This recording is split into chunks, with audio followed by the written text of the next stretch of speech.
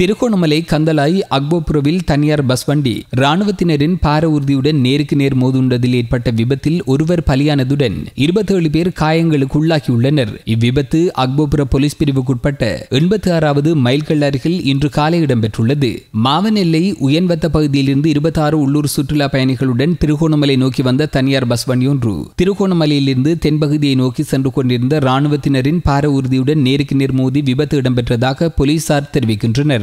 Bus வண்டியில் பயணித்த 25 வயதான மாவனெல்லை பகுதியைச் சேர்ந்த முகமது அஸ்கர் முகமது அர்ஷாத் என்பவர் உயிரிழந்துள்ளதாகவும் 25 பயணிகள் படுகாயமடைந்து கந்தலாய் மற்றும் திருகோணமலை வைத்தியசாலைகளில் சிகிச்சைக்காக அனுமதிக்கப்பட்டுள்ளனர்.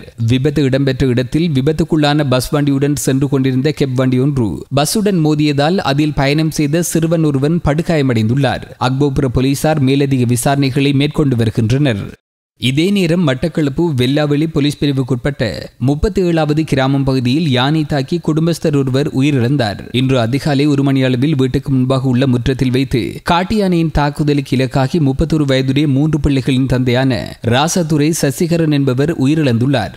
வீட்டுக்கு முன்பகுதியில் இருந்து நண்பர்களுடன் புத்தாண்டை வரவேற்கும் வகையில் விளையாடிக் கொண்டிருந்தவர்கள் சத்தம் கேட்டு வீட்டு வாசலுக்கு வந்தபோது யானையின் தாக்குதலுக்குள்ளானதாக தெரிவிக்கப்படுகிறது. காயமடைந்தவர் களுவாஞ்சிக்குடி வைத்தியசாலைக்கு எடுத்து சென்றபோது சிகிச்சை பலனின்றி உயிரிழந்துள்ளார். சம்பவம் தொடர்பாக வெல்லாவெளி போலீசார் மேலதிக விசாரணைகளை மேற்கொண்டு வருகின்றனர்.